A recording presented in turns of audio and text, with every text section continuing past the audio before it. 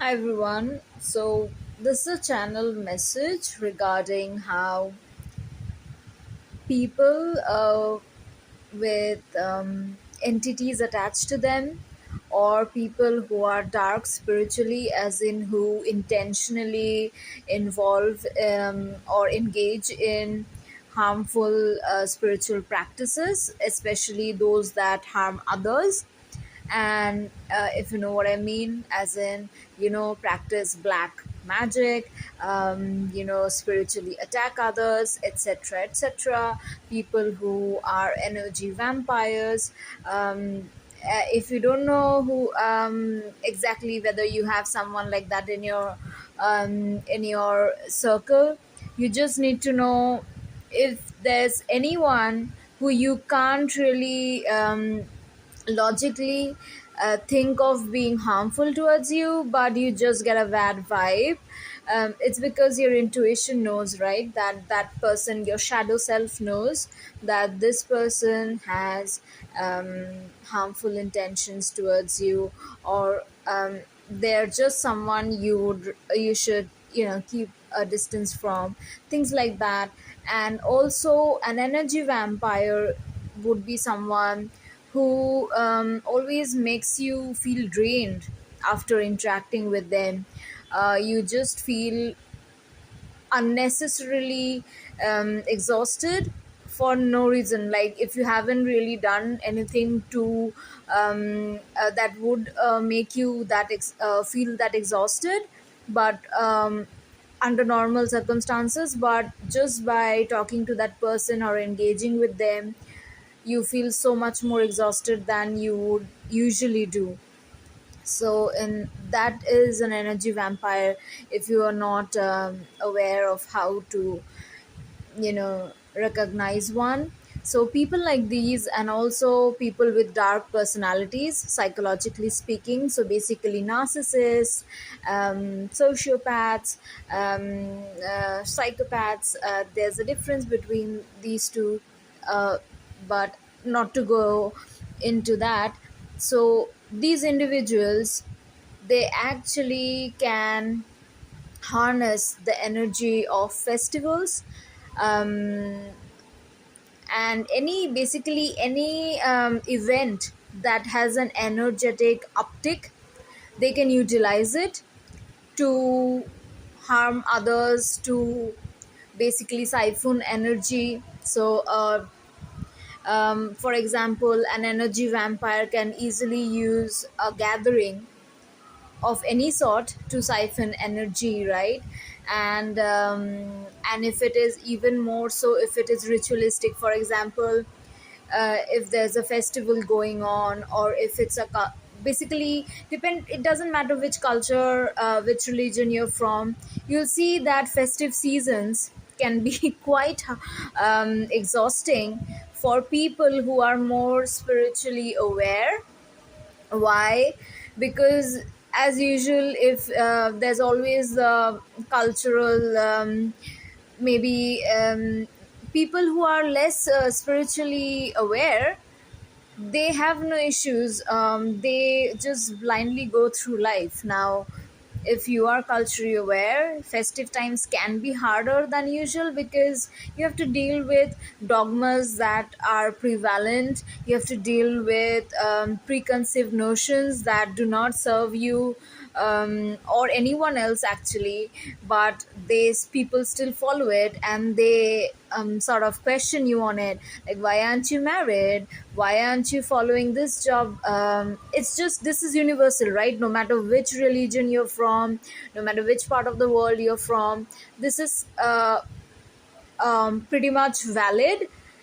Only the degree may differ. For someone in some part of the world, it can still be manageable. For others, people could literally get into physical trouble, as in they might be in trouble of being physically harmed for not abiding by these sort of expectations, like that by this age you need to be married, you don't get to have a say, things like that. But no matter which part of the world you are, there's still an expectation there, you'll still be questioned about it.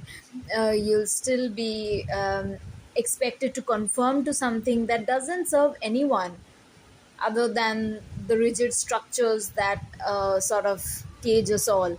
So that's what I meant. So, not to go off into tangents, so what I wanted to talk about, since it's festive time where I'm from, India, it's Navratri right now, and here we kind of, during this time, we worship the goddess Durga for 9 days, and on the 10th day, it's the finale, and we bid her adieu, and we celebrate her victory over evil and things like that. So it's a 10-day period, 9 days for worshipping her and all that. So the energy is very potent, and this kind of just comes on the heels of the eclipse equinox season, which was already very potent, and I have already talked about it in some of my previous videos. So all eclipses are, but depending on which area you are, it might be just a bit more potent, and then other astrological factors play a role, all of that. But anyways, this eclipse season was extremely potent, and it also coincided with equinox energy, which is about change. Eclipses are about change, so it kind of supercharged it. And then right after a few days, like the solar eclipse, this Navratri season started for us. And it, even if you're not Indian, even if you're not Hindu, because Navratri is usually celebrated by Hindus.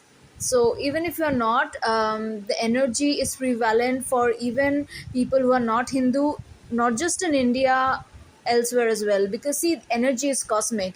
It's not like energy, the universal energy is not going to affect people in the rest of the world and only going to affect some people. What it can do is that the degree is going to be different. If you're not Hindu, it's going to be less important for you.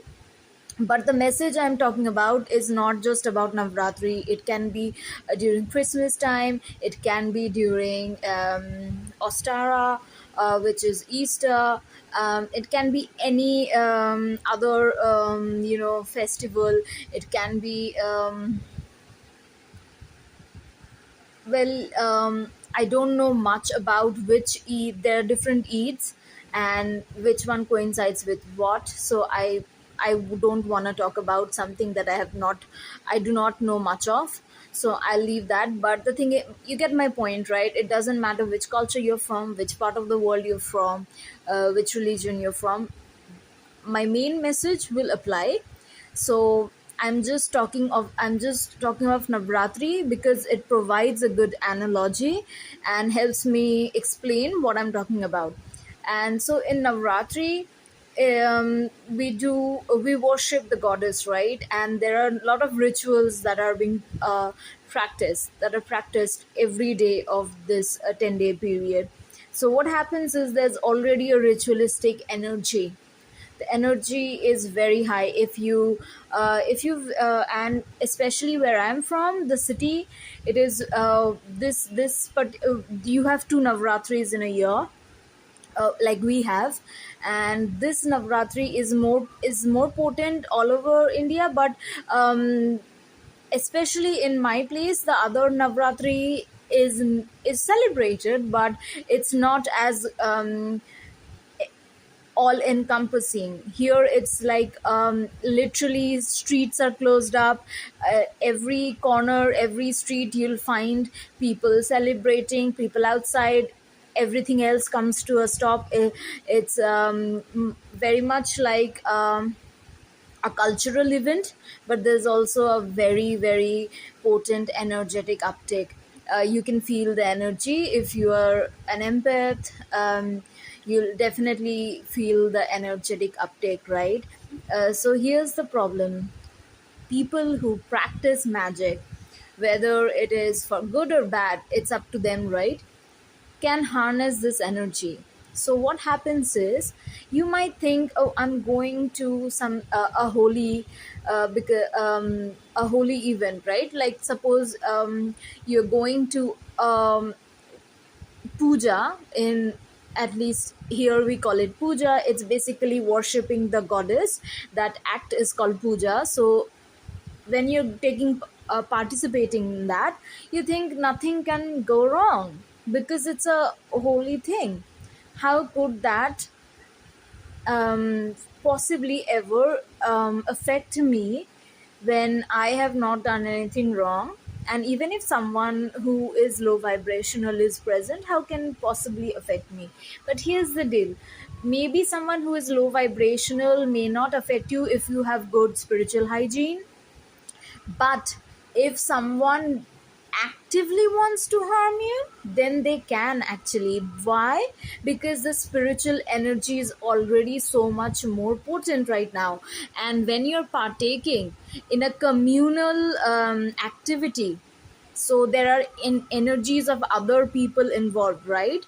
So these people can not just harness the energy of the event itself, energy of the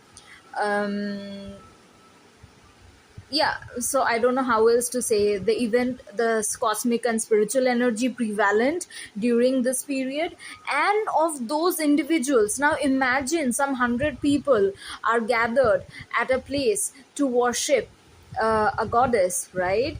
And they're all praying, and they may not have any harmful intentions to them. Why would they don't even know you, right? It's a communal thing. People in an area, they're just gathered, and that's how it works here. So my point is, just one person who does have ill intentions towards you can harness the energy of spiritual energy prevalent with this entire period, that and the festival, and of those 100 people. So imagine how easier it is for them to harm you than any normal time. Because any normal time, if you want to do any sort of magic, whether it's baneful or boonful, whether it's good magic or bad magic, doesn't matter, you need to draw upon some energy, right? Your own. From that is why people perform specific rituals during specific events, right? Like equinox, we have all these festivals during. Why? Because we are setting intentions, we are taking advantage of the cosmic energy, the energetic uptake, whether it's litha, whether it's ostara, it doesn't matter. People sort of perform certain rituals, they pray for something. Why? Because that energy amplifies the magic, amplifies, it helps us bring our intentions into fruition much more easily than any normal time, right? Because that cosmic energy boosts your intention, your energy for that magic. Now imagine uh, not just the cosmic energy at play, but some 100 people, 1,000 people. And in this part, in my where I'm from, in this city, the entire city of some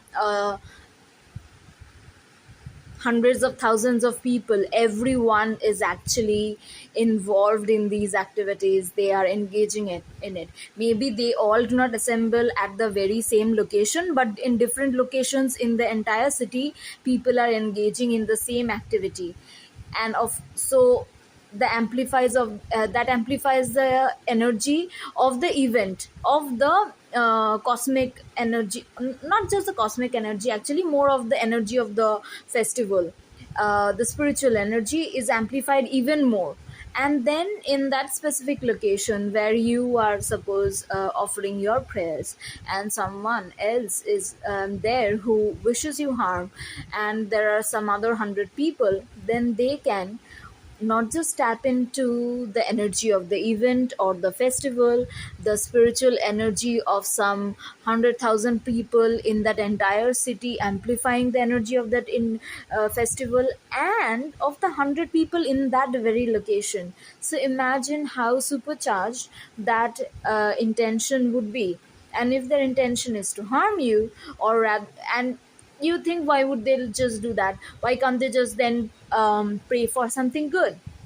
Here's the thing: if someone is trying to steal your destiny or steal your abundance, they know you're an abundant person, they know you have good karma. What they can do, it actually is possible, unfortunately, is that try and steal your abundance, your good karma, or rather at least offset their bad karma to you. So what happened, that is black magic too, because you don't deserve that karma, you don't deserve to deal with their bad karma. So of course the universe knows whose karma is what, but they can offset the effects of everything that's wrong with them because of their karma to you, right? And they can try and steal your abundance. That can be done. Maybe they can't steal your good karma, but they can steal your abundance, they can steal your destiny, and they can offset all the bad that is happening to them rightfully to you. Now you get what I'm saying? And it gets even more sinister if it also involves health, right? Because if someone is dealing with health issues because of their karma, and they want to steal your vitality, do you see what I'm getting at? It's basically the same as death magic. So imagine how much it can harm you. So I was actually dealing with this, and I needed guidance from spirit, and there was a lot of chaos magic as well, so it kind of clouds your judgment. So the more I sought clarification, this was the um, answer, or rather channeled message, that I received. I hope it helps. And based on this, I have also done a tarot reading, just very specifically to know when you can be free of someone who is actually this malevolent. But again, to highlight, it doesn't have to be just Navratri. I just used it for an example because I would have done a better job at explaining my point using Navratri as an example, as opposed to any other festival, that whether it's Christmas or not, because while I am well acquainted with Christmas, there are still nuances that I might not be very well aware of. So it's always better to use an example that I'm more comfortable with. But regardless of that, whether it's Christmas, whether it's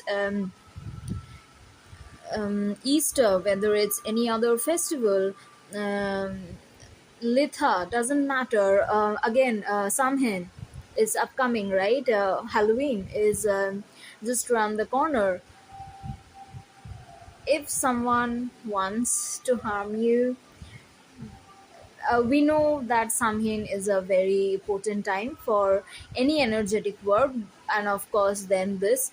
But my message was not just about the festival itself, but more about gatherings, ritualistic gatherings.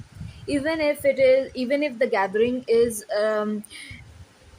organized in good faith, it can still affect you if someone who has harmful intentions towards you is taking part in it. It's as simple as that. So say you're going for some sort of prayer meeting or any sort of ritualistic event for Samhain, and someone who you know is harmful towards you, or at least your intuition tells you is harmful towards you, if you they can harm you more if you attend that event and they also attend that event, as opposed to if you don't attend that event at all, because they can always tap into the Samhain energy. This is again another example I'm giving. So they can always tap into the energy of Samhain and boost their intentions, but it is still going to be less potent as opposed to both of you um, engaging, or rather participating in some event or celebration event, doesn't matter. event or celebration where both of you are there, and they can draw upon the energies of other people who are also there in good faith, but they can draw upon those energies and supercharge their intention even more. And they also have you to direct that uh, ill intentions and negative energy in person, right? You get my point?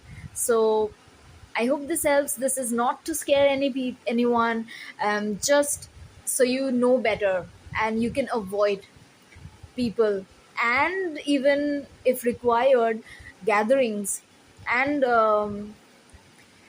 occasions if needed, to protect yourself, because that's what I did today. I always attend these you know um, ritualistic pujas. Basically, we call it a puja. It's a ritualistic offering. It's a communal thing, so I will always do that. But the thing is, my faith is not reduced by me not attending, but I am much more protected by not attending, because I already felt sick today. And I just I couldn't shake the feeling that I should not take part in it, and I felt guilty because I was like, this is a goddess. I've always looked up to her since I was a child. I always had this. She's a mother goddess, and she also perseveres over evil. Her entire, I mean, she's known to defeat evil. So how could anyone possibly tap into that? And I felt guilty for not going, but intuitively I just couldn't shake the fact that I shouldn't go. And everything else, my body was telling me, take, it's okay, don't go. And everything else was happening, something or the other happened, something or the other broke, some extra work came up just to stop me. And then I finally sought an intention to get the channeled message guidance, and then I also pulled cards, and finally this is the guidance I received. So I hope this helps.